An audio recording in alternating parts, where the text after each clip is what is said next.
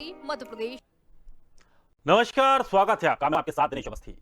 उत्तर प्रदेश के विधानसभा चुनाव में सभी राजनीतिक दल अपना पूरा पूरा जोर लगा रहे हैं और इसमें कांग्रेस भी शामिल है, जिसका कोई जनाधार यूपी में नहीं बचा है। उत्तर प्रदेश में राजनीतिक रसातल में जा चुकी कांग्रेस अपना खोया जनाधार वापस लाने की पूरी पूरी कोशिश में है। कांग्रेस अब यात्राओं के जरिए जनता को कांग्रेस से जोड़ेगी। कांग्रेस प्रतिज्ञा यात्रा हम वचन निभाएंगे नाम से निकाली जाने वाली ये यात्रा 20 सितंबर से निकाली जाएगी। प्रदेश के 40 से 44 जिलों से गुजरने की बाद ये यात्रा 12,000 किलोमीटर की होगी।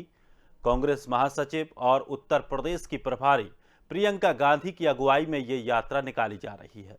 तो कांग्रेस की ये कवायद कितनी कामयाब होगी और कहां है कांग्रेस का जनाधार, और अगर कांग्रेस का जनाधार बढ़ता है तो नुकसान किसको होगा, इसी पर आज हम इस कार्यक्रम में चर्चा करेंगे। लेकिन चर्चा शुरू करें इससे पहले आपको बता दें कि कांग्रेस की प्रतिज्ञा यात्रा 4 अलग अलग जगहों से निकाली जाएगी। बड़े शहरों, कस्बों और गांवों से होकर ये यात्रा गुजरेगी। 20 सितंबर से 5 अक्टूबर के बीच यात्राएं निकाली जाएंगी। यात्रा के दौरान जनता को भाजपा के घोषणा पत्र के अपूर्ण वादों, महंगाई, भ्रष्टाचार, अपराध, महिला हिंसा, विरोधी और बेरोजगारी आदि पर यह सरकार को घेरेंगी। तो वहीं कांग्रेस की नीतियों से भी जनता को परिचित कराया जाएगा और एक बेहतर विकल्प के रूप में पेश भी किया जाएगा। आपको बता दें कि कांग्रेस यूपी में 3 दशक से सत्ता से बाहर है। उत्तर प्रदेश में 1989 में नारायण दत्त तिवारी कांग्रेस के आखिरी मुख्यमंत्री थे। प्रियंका गांधी इस सूखे को खत्म करने के लिए पूरा जोर लगा रही हैं। प्रियंका ने प्रदेश की सभी 58,000 ग्राम सभाओं में इस माह के अंत तक कांग्रेस के ग्राम सभा अध्यक्ष और उनकी कमेटियों के गठन के सख्त निर्देश दिए हैं। लेकिन अब देखना ये होगा कि ये रंग कितना लाती हैं और क्या इस तरह से जो अब कार्यकारिणी और गांव-गांव में, शहरों में जिस तरह से गठन किया जाएगा, इससे कांग्रेस के जनाधार पर कितना फर्क पड़ेगा और साथ ही जो विपक्षी दल हैं उनको कितना इससे नुकसान होगा। आज चर्चा करेंगे। हमारे साथ मेहमान जुड़ रहे हैं। हमारे साथ आलोक वर्मा, प्रवक्ता बीजेपी से, मनोज यादव जी, नेता समाजवादी पार्टी से, राजीव उपाध्याय जी, बहुजन समाज पार्टी, हम्माम वाहिदी हैं, प्रवक्ता कांग्रेस से। सभी मेहमानों का बहुत बहुत स्वागत है हमारे खास कार्यक्रम में।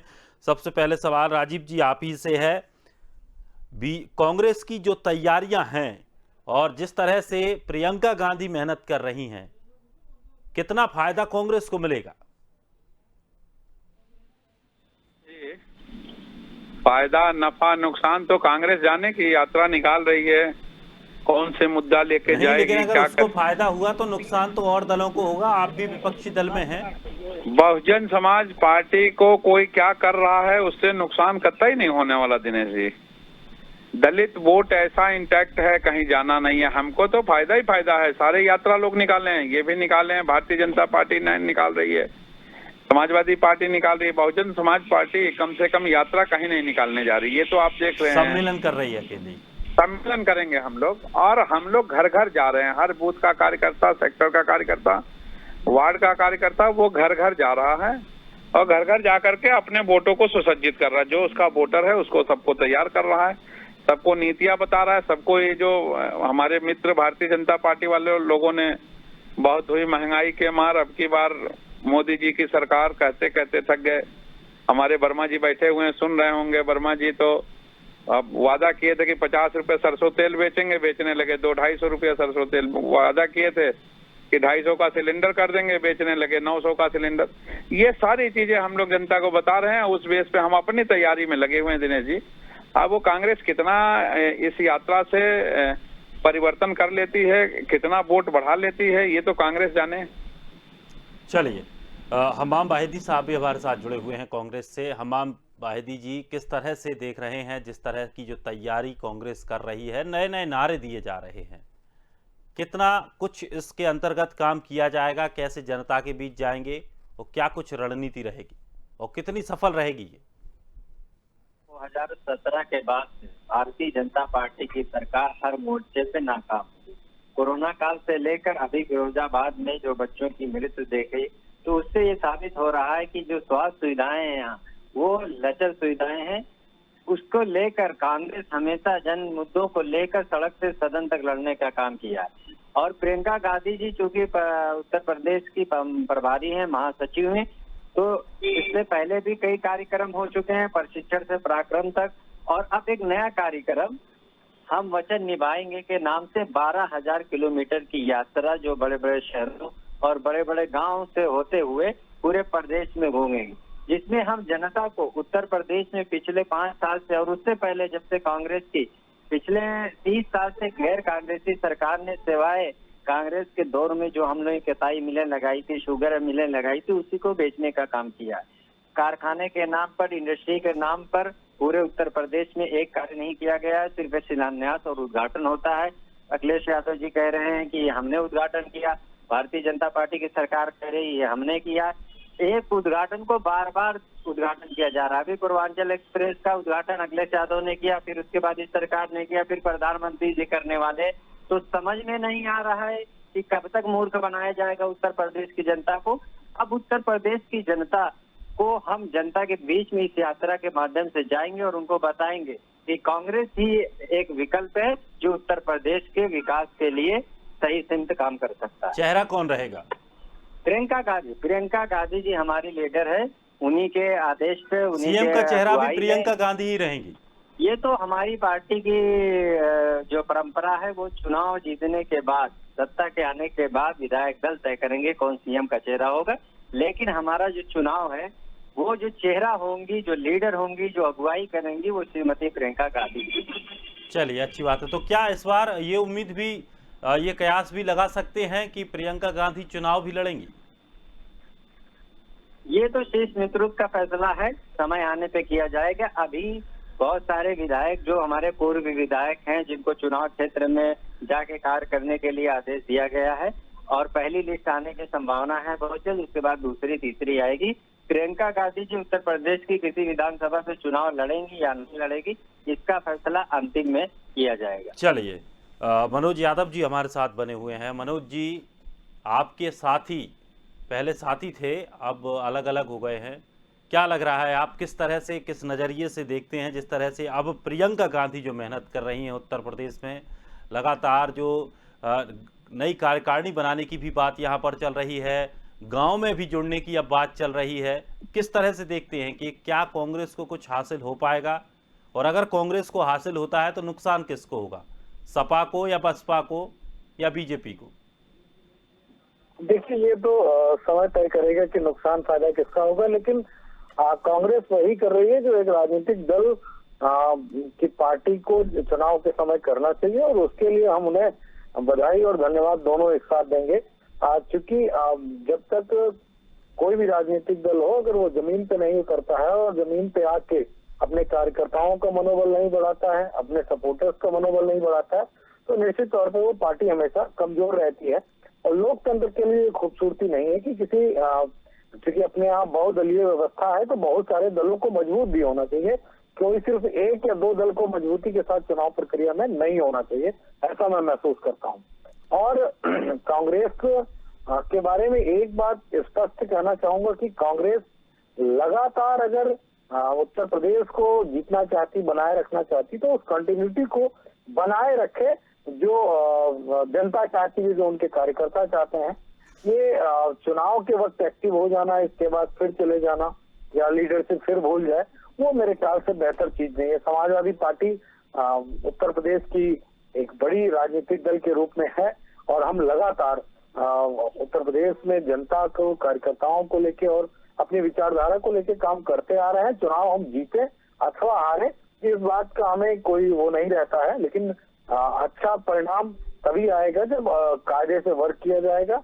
लेकिन बीजेपी को ये बात बतानी पड़ेगी कि वो दूसरों की यात्राओं से, तमाम सारे जो प्रोग्राम है, उससे उसको प्रॉब्लम क्यों होती है, ये बात बीजेपी को जरूर बतानी पड़ेगी। क्योंकि किसी का भी प्रोग्राम हो, बीजेपी को खलबली मचने लगती है। बीजेपी लगातार इस बात को प्रयास करती है कि किसी राजनीतिक दल की राजनीतिक यात्रा न चल पाए, किसी के प्रोग्राम्स न हो पाए।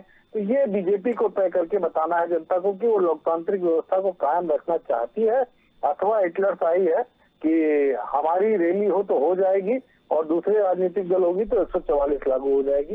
ये उत्तर प्रदेश के लिए थोड़ा सा दिक्कत वाली बात है। चलिए उनसे भी जवाब लेंगे, लेकिन इमाम बाहिदी साहब एक सवाल आपसे और पूछना चाहूंगा मैं साफ साफ कि जो विरोध आप करने जा रहे हैं, क्या केवल इसमें बीजेपी की बुराइयां की जाएंगी या बीजेपी के कामों के बारे में बताया जाएगा, या समाजवादी पार्टी, चूंकि समाजवादी पार्टी की भी सरकार रही है, उसके बारे में भी आप कुछ कहेंगे, बीएसपी के बारे में भी आप कुछ कहेंगे? मैं अभी पहले ही कह चुका हूं कि 2000 जब से गैर कांग्रेसी सरकारें आई हैं, उन्होंने कांग्रेस की लगाई हुई मिलों को सिर्फ बेचने का कार्य किया।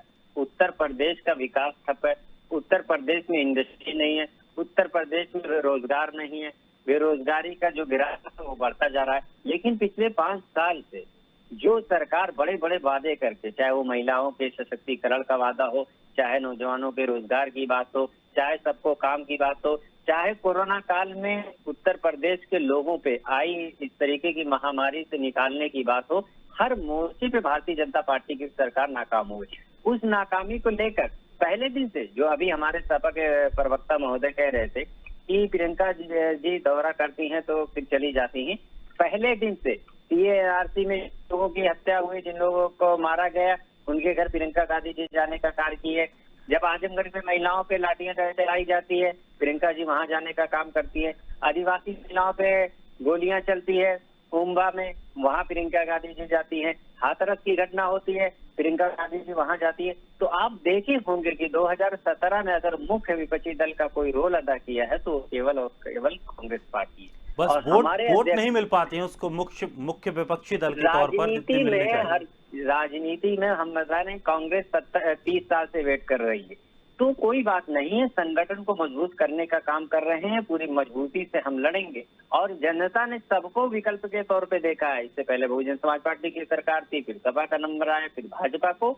इस बार जनता एक आशा भरी निगाहों से कांग्रेस की तरफ देख रही है और हमें पूरी उम्मीद है, आशा है कि 2022 के चुनाव में पूर्ण बहुमत से कांग्रेस पार्टी की सरकार। बीजेपी से हमारे साथ आकाश रॉय जी जुड़ गए हैं। आकाश जी, बहुत बहुत स्वागत है आपका। और मुझे जहां तक उम्मीद है आपने सवाल भी सुन लिए होंगे, मनोज यादव जी ने भी आप पर काफ़ी सवाल दागे हैं और स्वाभाविक तौर पर सवाल आप पर ही बनते हैं क्योंकि आपकी ही सरकार अभी वर्तमान में उत्तर प्रदेश में है। अगर जिस तरह से कांग्रेस का जो कार्यक्रम चल रहे हैं, कांग्रेस जो रणनीति तैयार कर रही है, बीजेपी को कितना नुकसानदायक हो सकता है? और अगर कोई और एक सवाल जो मनोज यादव जी का है वो भी मैं आपको दोहरा देता हूं कि आपकी कोई भी यात्राएं हो, कैसा भी सीजन हो, कुछ भी हो, आपकी यात्राएं जायज हैं, और अगर कोई दूसरा विपक्षी दल कोई यात्रा करता है तो आपको उससे परेशानी क्या है?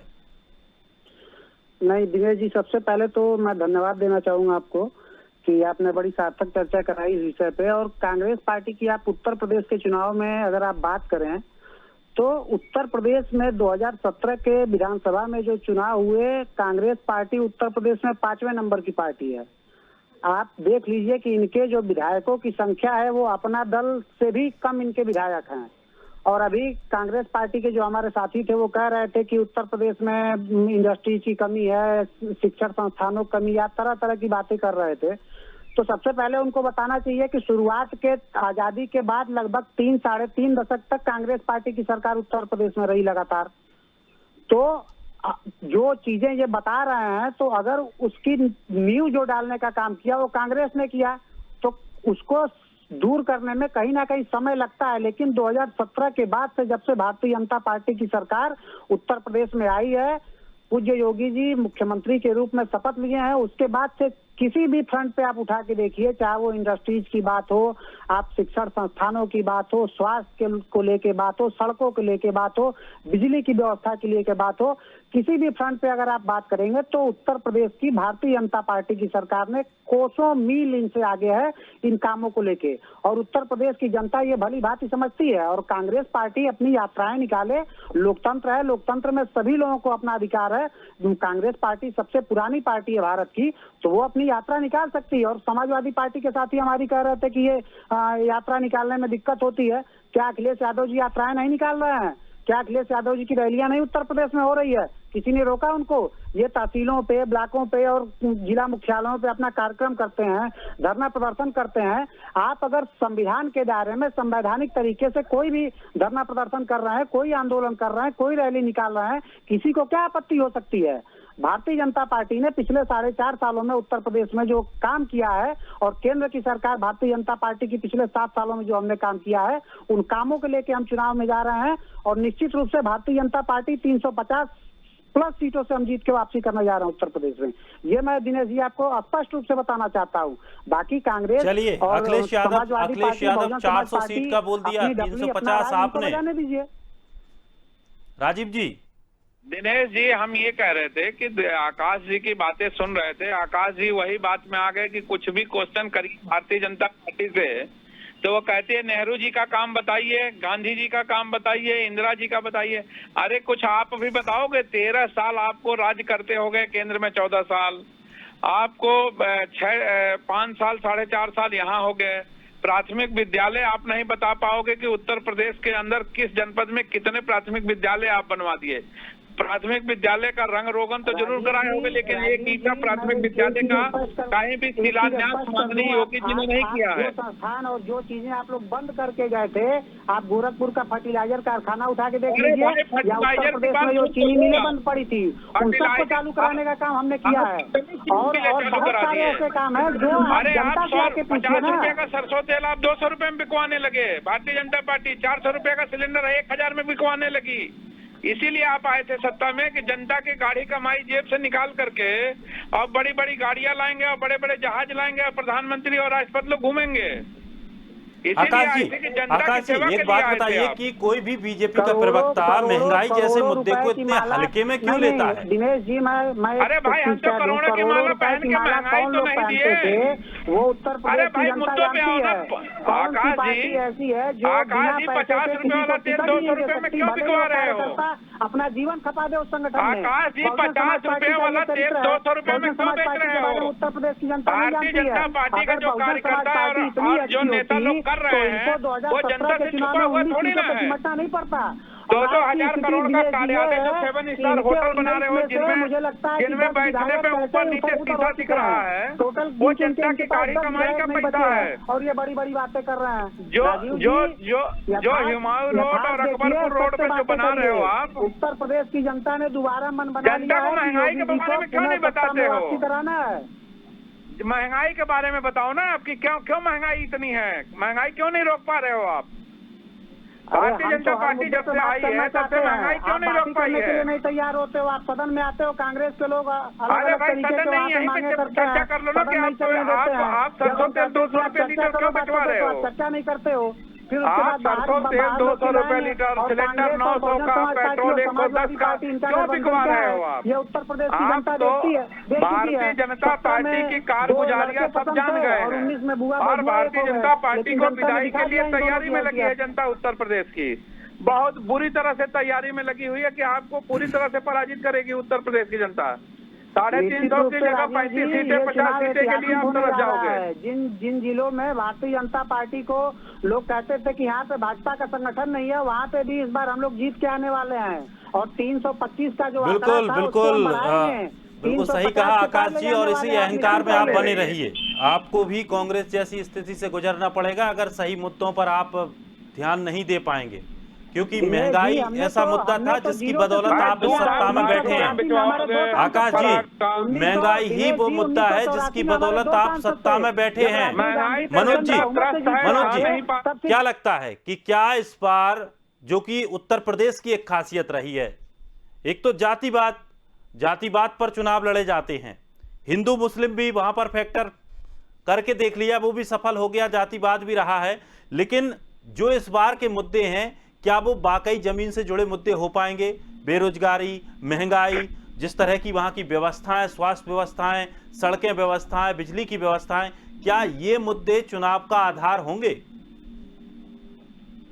देखिए, निश्चित तौर पर 2022 का जो चुनाव होगा दिनेश जी, वो उत्तर प्रदेश के इतिहास में सबसे ज्यादा मुद्दों वाला चुनाव बनेगा। इस बात को मैं पूरी तरीके से मोहर लगाता हूं, क्योंकि शायद 2 दशकों में 3 दशकों में कोई उत्तर प्रदेश में ऐसा चुनाव नहीं हुआ जहाँ पे इतने मुद्दे हो, इतनी सारी चीजें सामने हो किसी भी सरकार के खिलाफ। ऐसा नहीं कि सरकार के खिलाफ एंटी इनकम्बेंसी नहीं होती है या कोई हमारी सरकार के खिलाफ नहीं थी, लेकिन इतने मुद्दे प्रगौण रूप से जनता के सामने हैं, वो पहली बार ऐसा हो रहा है। बीजेपी के लोग जब कहते नजर आते हैं, जब पूछा, जैसे हमारे बीएसपी के साथी राजीव जी ने पूछा कि महंगाई में क्यों 50 रुपए वाला कड़वा का तेल अब 250 रुपए क्यों लीटर बिक रहा है, बीजेपी के प्रवक्ता भागते नजर आ रहे हैं। क्यों? पहले कहा जाता था यही महंगाई डायन है, और यही महंगाई राष्ट्र हित के लिए हो गई। तो ये कैसे दो चीजें हो सकती है? ये बीजेपी के लोगों को बताना चाहिए। अगर तब डायन थी तो महंगाई तो अब भी डायन होनी चाहिए ना आम जनता के लिए। ऐसा भी नहीं कि बीजेपी अब मौसी हो गई है, वो अब डायन नहीं रही। जी जी जी जी, अब तो पूरी तरीके से उसको राष्ट्रहित में समर्पित कर दिया गया कि अगर महंगाई है, और वो किया किसके द्वारा जा रहा है? वो बीजेपी के आरएसएस के कार्यकर्ताओं के द्वारा मीडिया में ये बात बोली जाती है कि हम तो 200 रुपए लीटर में पेट्रोल हो जाए तो राष्ट्रहित में डलवा लेंगे। ये बात आज तक हमारे भारतीय लोकतंत्र में किसी व्यक्ति ने नहीं की। मतलब इवन सत्ता वाली पार्टी भी अगर रही, महंगाई रही, तो उन्होंने इस बात को एक्सेप्ट किया कि हाँ महंगाई है और महंगाई कम होनी चाहिए, क्योंकि इस देश में अधिकांश जनता जो है वो गरीब है, मध्यम वर्गीय है, और उसके पास 2 जून की रोटी को लेके भी मशक्कत करने का समय करना पड़ जाता है। 1 जून की रोटी मिल पाती और दूसरे टाइम की रोटी नहीं मिल पाती। लेकिन बीजेपी ने जो एक नैरेटिव सेट किया है, जो जनता का ध्यान बांटने का काम किया है, वो कहीं ना कहीं चुनावी मुद्दों को प्रगढ़ बनाने से रोकता है। लेकिन जो विपक्ष है, इसकी जिम्मेदारी है, वो कांग्रेस हो, चाहे बसपा हो, चाहे समाजवादी पार्टी हो, या कोई अन्य राजनीतिक दल हो, उन सब को उन मुद्दों पे जनता के बीच में चुनाव पे जाना चाहिए। बीजेपी तो चाहती है कि धर्म के नाम पे इनसे लड़ लो, जाति के नाम पे लड़ लो, और भगवान के नाम पे लड़ लो, हिंदू मुसलमान के नाम पे लड़ लो, लेकिन विपक्ष लगातार इस सारी चीजों से इग्नोर बनाते हुए जो मुद्दे हैं उन्हीं मुद्दों पे जाना चाहता है, और उन्हीं मुद्दों पे चुनाव होगा भी। लेकिन एक बात और मैं कहना चाहूंगा बीजेपी के लोगों से भी, और हमारे सारे जो पैनलिस्ट बैठे हुए हैं, क्या जो उत्तर प्रदेश का चुनाव 22 का होगा, उसमें बीजेपी के मुद्दों पे जाने से बचने के लिए जिस तरीके से एक स्ट्रेटेजी बननी चाहिए, उस स्ट्रेटेजी को विपक्ष की तमाम सारे राजनीतिक दल बना के चुनाव लड़ेंगे, अथवा ऐसे ही चुनाव अपने अपने मुद्दों पे लेके चले जाएंगे। इस बात का विशेष रूप से ध्यान रखना पड़ेगा, नहीं तो ये बीजेपी बहुत चतुर पार्टी है, लोगों को ध्यान में भटकाने में, लोगों की भावनाओं से खेलने में कभी भी पीछे नहीं रहती। चलिए हमाम जी, भटकाऊ चीजें कह देती।